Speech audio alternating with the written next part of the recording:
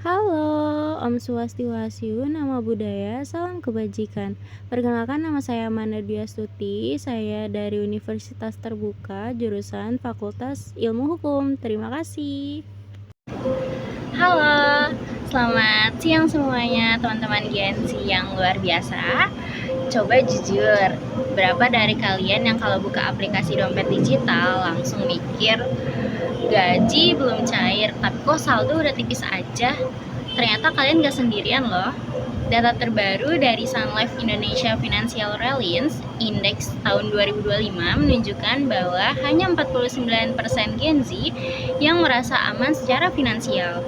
Artinya, satu dari dua orang di dunia ini hidup dalam kecemasan finansial yang diam-diam menggerus produktivitas, tidur, dan bahkan kesehatan mental kita.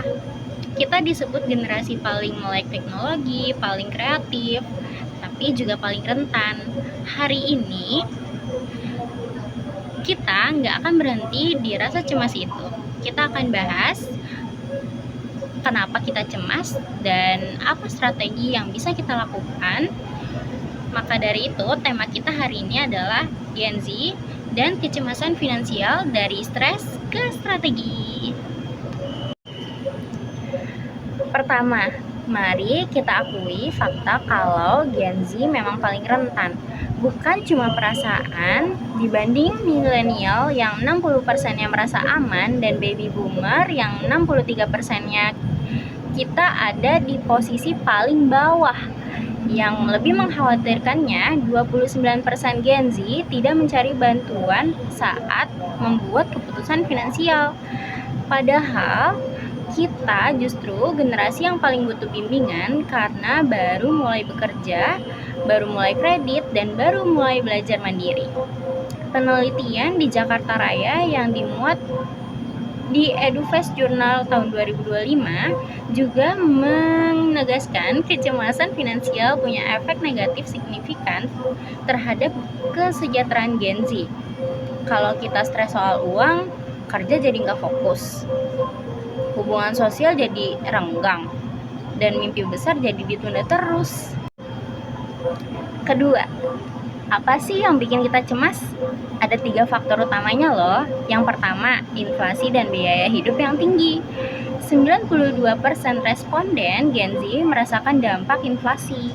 46%-nya diantaranya bilang inflasi sangat mempengaruhi kemampuan memenuhi kebutuhan seharian. Harga kopi naik, sewa kos naik, ongkos transportasi naik. Terus gaji kita ikut naik nggak sih? 2. Gaya hidup konsumtif yang dipicu oleh media sosial. Algoritma TikTok dan Instagram tahu cara bikin kita merasa nggak cukup. FOMO beli sepatu baru, nongkrong di kafe estetik, upgrade gadget. Kita nggak sadar pengeluaran kecil itu kalau ditumpuk jadi lubang yang besar di dompet. 3. Literasi keuangan yang rendah. Kita jago pakai Shopee Pay Later, tapi belum tentu paham cara kerja bunga, investasi, atau dana darurat. Akibatnya, banyak yang terjebak hutang konsumtif dan gak punya rencana keuangan jangka panjang. Sekarang kita masuk ke bagian pentingnya nih, strategi. Apa yang kita bisa lakukan mulai dari sekarang? Strategi yang pertama itu mulai dari budgeting yang sederhana dulu nih. Yang pertama tuh lupakan dulu aplikasi yang ribet, pakai aturan 50, 30, 20. 50% itu untuk kebutuhan, 30%-nya untuk keinginan, dan 20%-nya untuk tabungan dan investasi. Catat pengeluaran harian. Kalau kita nggak tahu uang kita lari kemana, kita nggak akan punya kendali. Strategi yang kedua, bangun dana darurat. Idenya 3-6 bulan, mulai dari kecil, 50.000 per minggu juga boleh loh. Dana darurat ini yang bikin kita nggak panik. Kalau misalnya tiba-tiba laptop kita rusak, terus ada kebutuhan yang mendadak nih, itu tameng kita yang pertama untuk melawan kecemasan. Strategi ketiga, belajar literasi investasi dasar. Nggak perlu langsung saham, mulai dari reksadana pasar uang atau SBN retail yang bisa dibeli 100 ribuan aja loh. Tujuannya bukan cepet kaya, tapi bikin uang kamu nggak dimakan inflasi. Ingat, waktu adalah aset terbesar Gen Z. Makin cepat mulai, makin besar efek kompoundnya. Penelitian yang sama bilang kalau literasi keuangan praktis yang punya efek positif terkuat untuk meningkatkan kesejahteraan finansial Gen Z. Jadi kuncinya bukan cuma kerja lebih keras, tapi juga pintar mengelola. Teman-teman, kecemasan finansial itu nyata, tapi kecemasan tanpa aksi hanya akan melumpuhkan kita.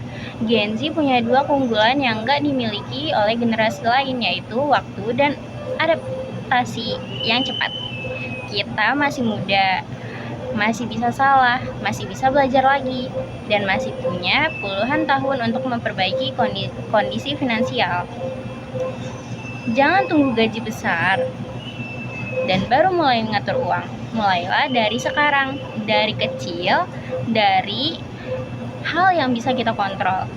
Mulai catat pengeluaran malam ini, buka rekening dana darurat, cari satu video atau artikel tentang investasi dasar besok ya. Karena masa depan finansial kita nggak dibangun oleh gaji besar, tapi oleh keputusan kecil yang konsisten setiap hari. Ingat, dari stres pindah ke strategi.